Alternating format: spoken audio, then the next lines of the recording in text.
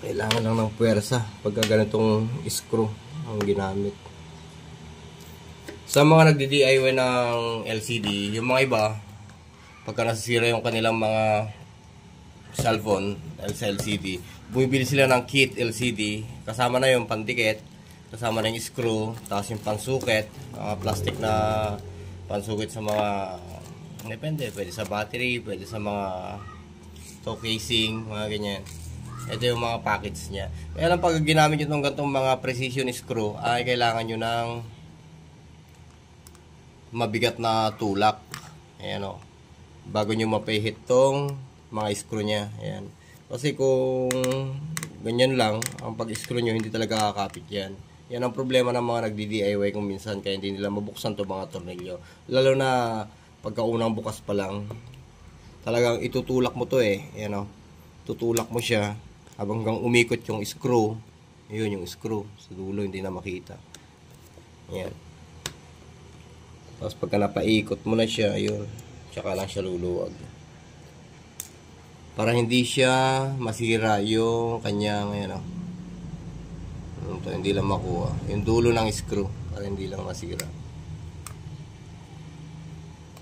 Ayan o. Kailangan tulakan mo siya bago mapaikot. Kung minsan hindi kumakapit.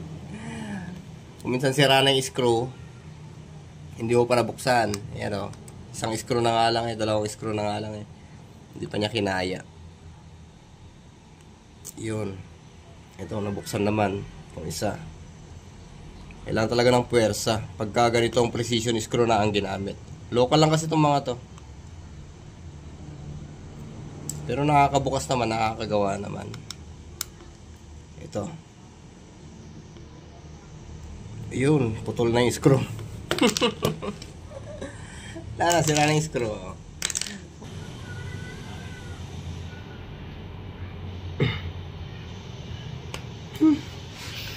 Kung hindi ka technician, Lodi, at ordinaryong bumili ka lang ng LCD screen at ito yung mga tools na kasama niya, ayan, at hindi mo madiskarte yan, hindi mo mabubuksan tong cellphone na to.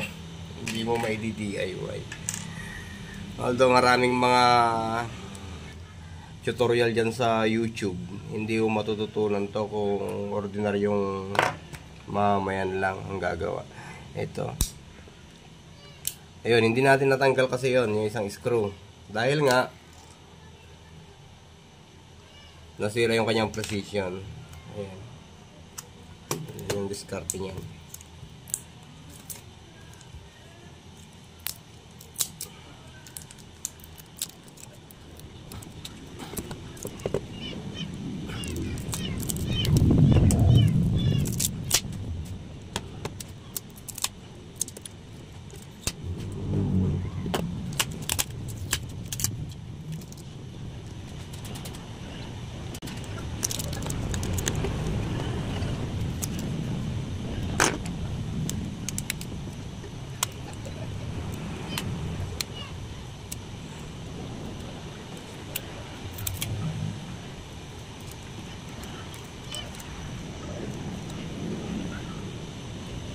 Ito.